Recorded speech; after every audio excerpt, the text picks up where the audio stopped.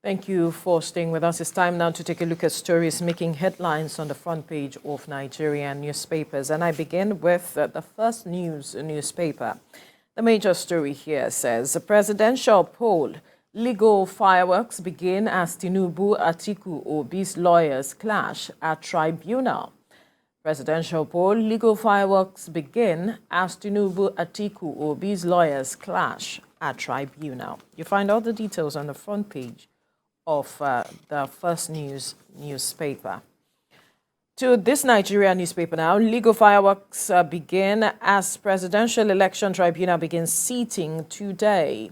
Legal fireworks begin as Presidential Election Tribunals begin seating today.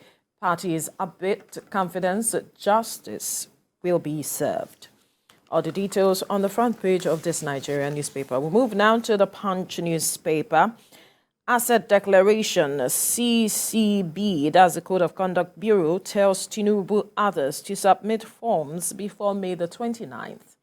Asset Declaration, Code of Conduct Bureau tells Tinubu others to submit forms before May the 29th. You'll find all the details on the Punch newspaper. To the Daily Trust now, speakership aspirants move against Tinubu's anointed candidate. Speakership aspirants move against Tinubu's anointed candidate. You find out the details on the front page of the Daily Trust. We move now to the Leadership newspaper. APC National Assembly Consensus Wase Betara Jaji solely on warpath with party. APC NAS Consensus Wase Betara Jaji solely on warpath with party. Pulled 287-member alliance for speakership. North Central spoils for war. Bajabia Mila Faleke disagree over interests. Mike. All right, I have the blueprint here. The blueprint is focusing on the Sudan crisis, and it says how we trekked for hours, slept outside for days. Student evacuees are giving their tale of what their experiences have been in Sudan. Vow never to return to war-torn country after a ceasefire. I pray Nigeria never goes into war. A returnee is saying this. Over 800 returnees arrive at Abuja. All this you see on the front page of the Blueprint newspaper. Abuja Inquirer is the next one. It says, in major swoop, FCT police rescue 58 kidnapped victims. One victim killed in shootout. A man of war gunned down gang leader. And operations covered Kogi and Nasarawa states. Okay, all this on the front page of the Abuja Inquirer. National economy is next and is focusing on fuel subsidy to go or not go. All right, that's the big question, that the puzzle there. License more refineries to reduce burden, experts tell incoming government. All right, to go or not go. That's what the question there is on the front page of the national economy. From there, let's go to Nature News. Nature News, COP28. Country is split over fossil fuels and carbon capture. All right, country is split over fossil fuels and carbon capture. All right, when it comes to climate change, you know what the issues are around the world. Daily Independent is the next we're looking at. And it says, Daily Independent says 22.7 trillion naira ways and means loans, securitization seen as mixed bag, right? 22.7 trillion naira ways and means loans, securitization seen as mixed bag. All right, that's what you see on the front page of Daily Independent. The Guardian is where we're going next. Businesses opt for unconventional debts as interest rate nears 35%. Businesses opt for unconventional debts as interest rate nears 35%. Right? The burden is heavy on either businesses or even individuals who are taking loans at this time. That's the Guardian. Business Day is the last one we're looking at now, and it says stock markets saw foreigners exit. big listings under Buhari. Yeah, that's a big story there. All right. Stock market saw foreigners exit, big listings under Buhari. Veronica?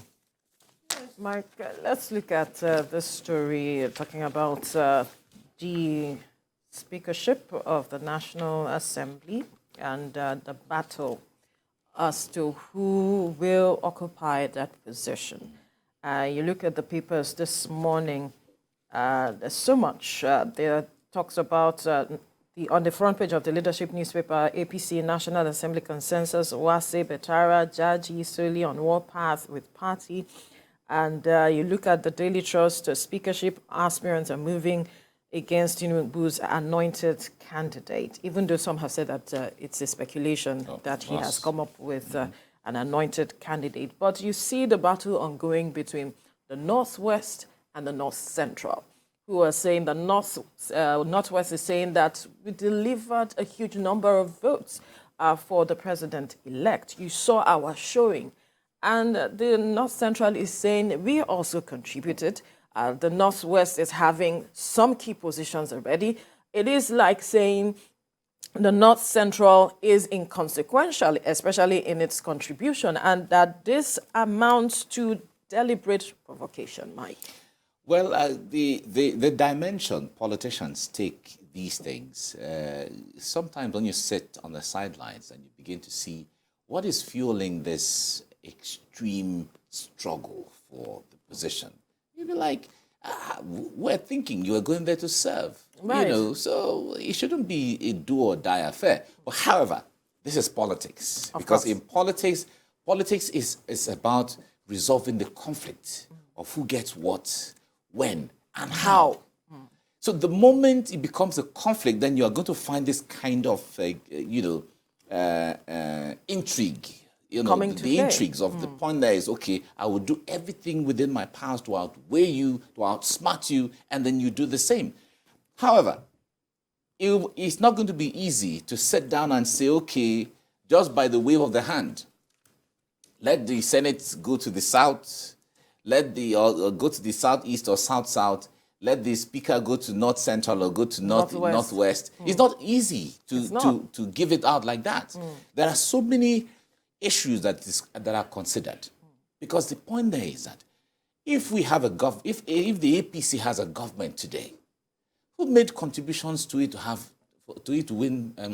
to winning the government that they want to take over, as the case may be, or they want to maintain, as the case may be. Of course, votes came from all across the country. Right. Now, but the issue of who gave more, from what region did he come more, all those things will be factored into it. Absolutely. Now, the issue of is just the same way as when the federal allocation is given to states. There are so many factors inside. There are so many indices or metrics that are used in sharing it. There's the issue of population. There's the issue of national interests. There's the issue of derivation. Yes. Whatever came from there. So, also all those percentages are factored in. It is the same thing that will be looked into here, as to there are some regions that brought in the highest votes. There is the issue of national healing and national interests. You know, all of those things are there. Then there's the issue of strategically positioning for the next election. How do we ensure that when this person emerges from this region, we're going to ensure that we use him to garner more votes from that for the next election. So all of those things are factored into how we decide, or how the decision is made as to who becomes who emerges, who emerges this and emerges that from this region and from that region. Number 3 or number 4 is that the candidate that is being talked about, is he sellable? What's the capacity of that person? It's not capacity to perform only, to sit down and say, okay, the eyes have it or the nails don't have it. It's not only that. There is the issue of what influence. You are able to wield influence. Exactly. That's the what word, kind of influence does that candidate wield in that region? Yeah. So these are all the things that will go into it. And there are the speculation of, Tinubu's anointed. No, there has not been any, it's just speculation. Tinubu has, from the record, at least from the reports that we have so far, he has not endorsed anybody. Any candidate. He has not endorsed any candidate so far.